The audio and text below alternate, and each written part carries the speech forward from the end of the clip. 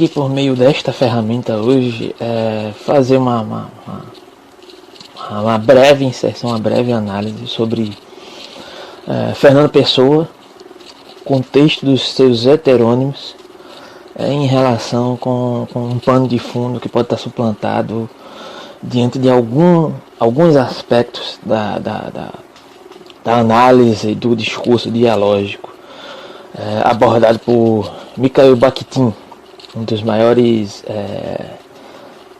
especialistas considerados que já existiram acerca do debruçar-se sobre a obra de Dostoiévski, né?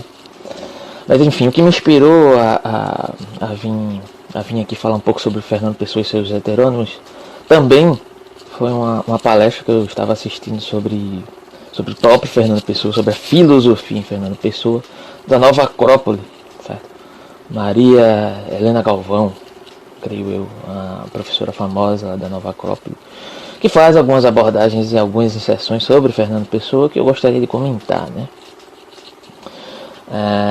Ela trata de tentar desenvolver uma análise que, a meu ver, se pretende categórica, que não só é uma pretensão desta análise, mas sim é uma linha filosófica fundamental que a própria Nova Acrópole procura manter, mas assim, não só a Nova Acrópole, mas a própria Maria Helena Galvão, que é um viés de um direcionamento, de uma filosofia que vai gerar uma certa iluminação por uma tendência a entender que existe um aspecto metafísico por trás dessa vivência aparente que nós vivemos, e que a filosofia ela serve para iluminar essa determinada aparência metafísica que está muito bem delimitada ali, que segue eles nas suas abordagens de palestra de um modo geral seguem uma determinada linha para poder desembocar nessa interpretação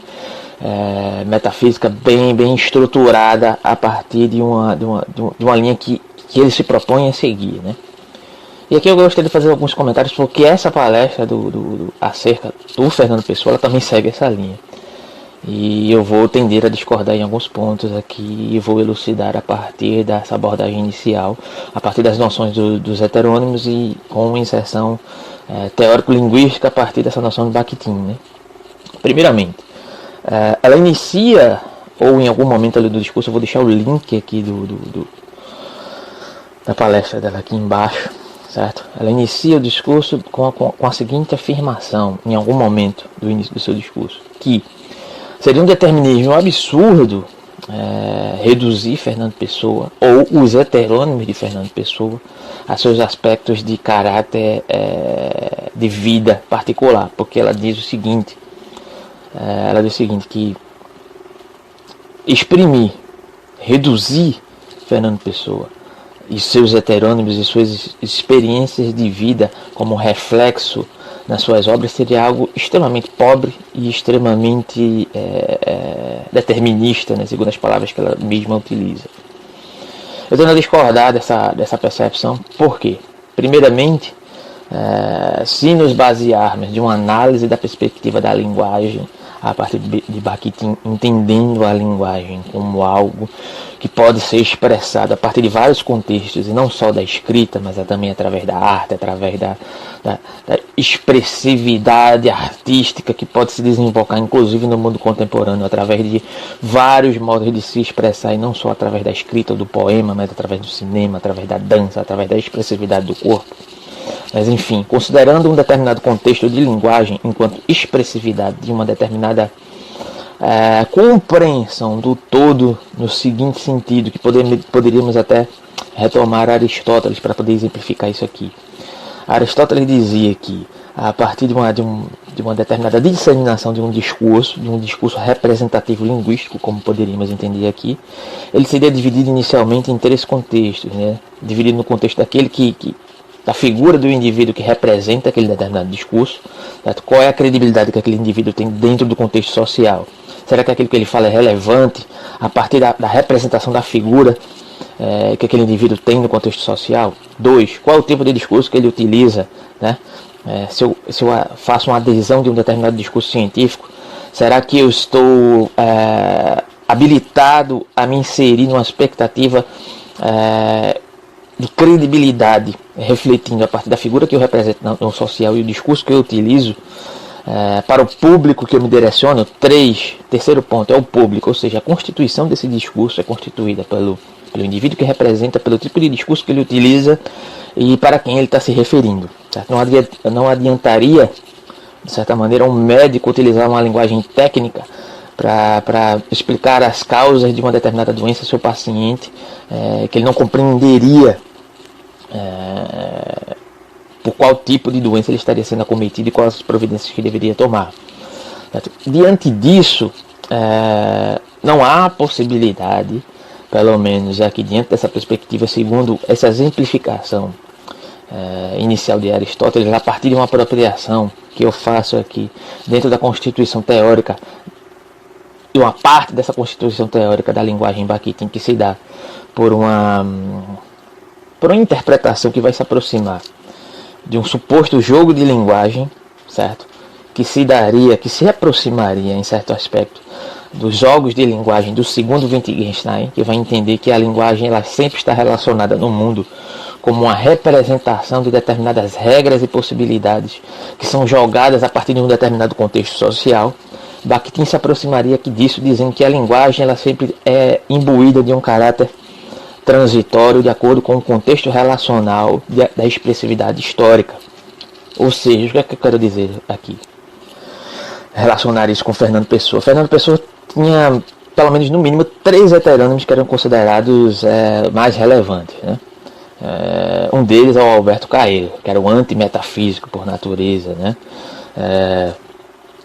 Na constituição personificada dessa personagem era imbuída de algumas características, né? O Alberto Caeiro era órfão, vivia com uma tia, certo? Recebeu uma instrução primária, era autor de uma poesia aparentemente caracterizada pela simplicidade, porém no fundo se mostrava norteada por uma intensa complexidade filosófica.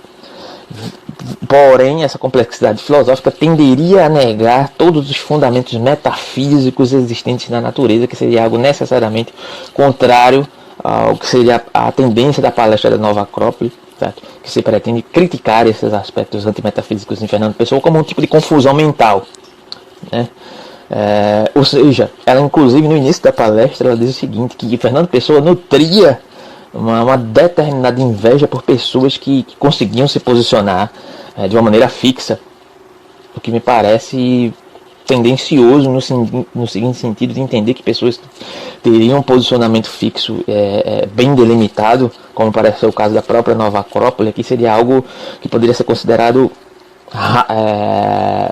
intelectualmente superior, né? Então ela faz uma inversão aqui do que seria necessariamente relevante, e o fato de Fernando Pessoa justamente possuir vários heterônimos, um deles o Alberto Caeiro, que era um antimetafísico, seria uma característica de fraqueza, apesar de ela elogiar a capacidade, por outro lado, né, de Fernando Pessoa se colocar diante de vários posicionamentos de uma maneira transitória, de maneira genial, mas ela atribui isso, essa genialidade, esse abarcamento dessa genialidade a partir dessa intransitoriedade como algo inicialmente de demérito, né? Que o próprio Fernando Pessoa se identificava com isso, e que ele nutria uma determinada inveja de pessoas que teriam uma tendência a se posicionarem, por isso que ele criava os seus heterônimos, porque os seus heterônimos sim se posicionavam muito claramente, né? O que parece para mim verossímil, porque mostra muito mais como o Fernando Pessoa, em diálogo com essa perspectiva aqui que eu estou trazendo aqui inicialmente, de uma abordagem muito simplória de Aristóteles, trazendo para uma ambientação a partir da noção de linguagem em Bakhtin e Wittgenstein, né? Uma possível aproximação do Bakhtin e Wittgenstein, diante da noção de jogo de linguagem e constituição do aspecto teórico-linguístico diante de uma expressividade, sempre diante de uma expressividade social, certo? Primeiro que vai questionar aquela possibilidade que ela disse que Fernando Pessoa, inicialmente lá no vídeo, vocês podem conferir que eu vou deixar aqui embaixo, Fernando Pessoa, independentemente do seu contexto social, seria quem ele era, independente de qualquer coisa, né? Porque ela diz ainda o seguinte, né? Que tem um determinado comentador que diz que seria a vida de Fernando Pessoa é tão simples, tal qual a sua obra teórica é complexa, ou seja, com isso ela quer dizer que a expressividade da sua vida não representa as problemáticas que se apresentavam a partir dos seus heterônimos, o que eu discordo completamente, né, no seguinte sentido de que só foi possível pensar, só foi possível ser Fernando Pessoa de acordo com a perspectiva da constituição da linguagem, inclusive da linguagem poética enquanto expressividade, porque Fernando Pessoa foi constituído a partir do seu contexto social, né? Inclusive no início da própria palestra, quer dizer, não no início da própria palestra, mas da constituição da vida do próprio Fernando Pessoa foi ambientada por conflitos ideológicos que permeavam o seu contexto cultural e que se representam nos seus heterônimos, né? Então não me parece sustentável que ela diga isso, certo? Então aqui, o segundo heterônimo que eu vou comentar aqui nesse vídeo é o Ricardo Reis. O Ricardo Reis já era uma figura que foi educada em colégio de jesuítas, que se tornou médico, era um monarquista, né? Era um verdadeiro apreciador da cultura clássica, tinha um caráter muito mais conservador, né? Que era uma das expressividades que se davam na contextualização complexa de Portugal ali naquele determinado período, que era justamente o caráter de transitoriedade, né? Uma nação que passava por determinados conflitos, um apego a determinados caráteres do passado, mas ainda assim um determinado ímpeto por uma superação daquele estado de conflito que aquele ambiente histórico permeava ali naquele determinado momento, né? E isso perpassava, inclusive, as problemáticas do próprio Fernando Pessoa, que diante dessa impossibilidade, segundo a Maria Helena Galvão, de se posicionar, criava seus heterônimos para poder dialogar, certo? Para poder dialogar consigo mesmo, né? E aqui coloca mais uma vez em evidência a possibilidade de uma análise bakhtiniana a partir desse caráter dialógico, certo? Que todo discurso é um discurso dialógico, né? Que é um discurso do indivíduo para consigo mesmo, para com as suas representações, certo? Para com seus objetivos e para com o discurso que ele adere diante daquele determinado contexto, né? Terceiro heterônimo, o Álvaro de Campos, né? Que eu vou mencionar aqui hoje, se mostraria como um futurista, alguém de uma sensibilidade poética mais arraigada, né?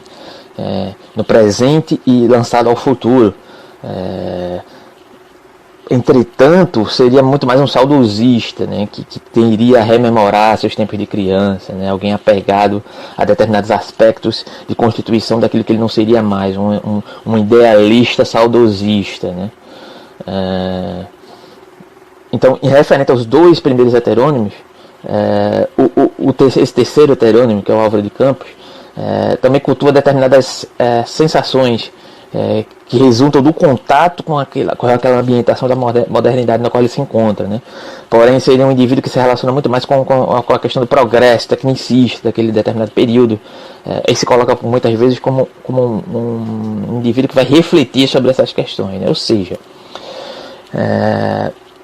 não concordo com essa interpretação que da palestra da Nova Acrópole, que se posiciona enquanto o Fernando Pessoa, reduzir o Fernando Pessoa ao seu contexto histórico enquanto expressividade da sua vida real, entendendo sua vida como simples.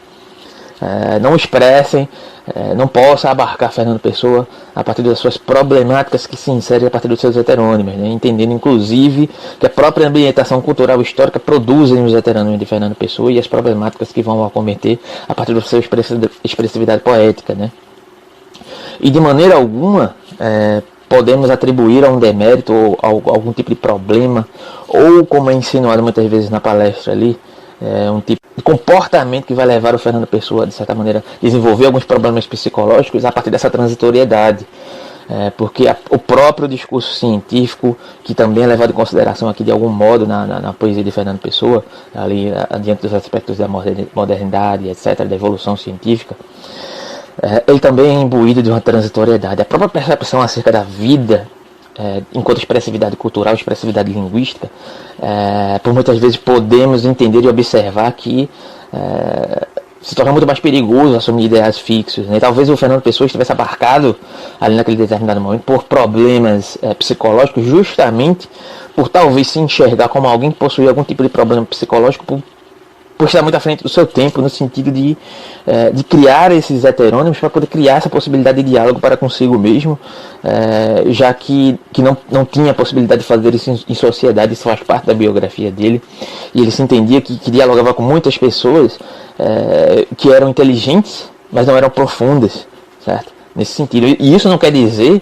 que não ser profundo, não quer dizer que o fato de eu não ser profundo, isso não quer dizer que eu, para ser profundo, tenha que estar imbuído de uma metafísica, que é algo que é atribuído aqui na palestra da Nova Acrópole, que atribui profundidade a uma determinada perspectiva metafísica que Fernando Pessoa encontrava em si mesmo, inclusive a partir de um arrobo, de um dos arrobos que o Fernando Pessoa, tentando se encontrar, tentando dialogar com a realidade do modo geral, teve a partir da teosofia, e que rejeitou a própria teosofia, né? A partir de traduções que ele fazia de Blavatsky, certo? Que é ressaltado, que é uma das pessoas que é colocadas diante da Nova Acrópole como uma grande pensadora da humanidade.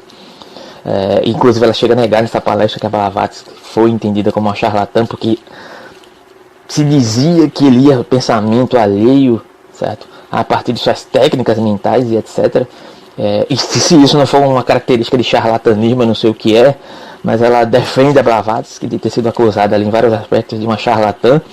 Nesse sentido, pode ter até sido uma pensadora considerável em outros aspectos, mas esse contexto de histórico, através de uma breve pesquisa que eu pude fazer, inclusive, de alguns comentadores, de alguns especialistas da área, eram aspectos assumidos pela própria Blavatsky, certo? Com o suposto poder esotérico que ela possuía, isso independente dos aspectos filosóficos que estariam por trás disso, e aí já é outra questão, não estou questionando isso, mas era uma pessoa que se comportava de uma maneira que, de forma facilmente verificável, com uma breve pesquisa na internet, você entende por que ela era acusada de charlatanismo, né?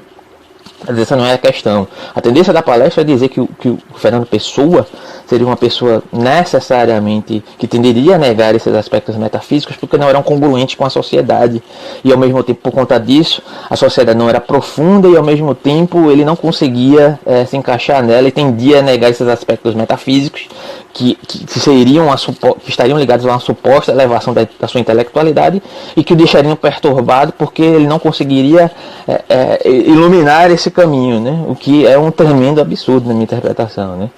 Na verdade, a minha interpretação se dá muito mais por um conflito do Fernando Pessoa, sendo imbuído dessa genialidade, dessa transitoriedade, de perceber que essa realidade ela é transitória, e que muitas vezes, se não assumirmos uma determinada perspectiva sem entendendo, na verdade, que toda perspectiva assumida sempre será imbuída de uma determinada limitação, ele teria um problema de relacionar isso com a expressividade do real e no contexto social.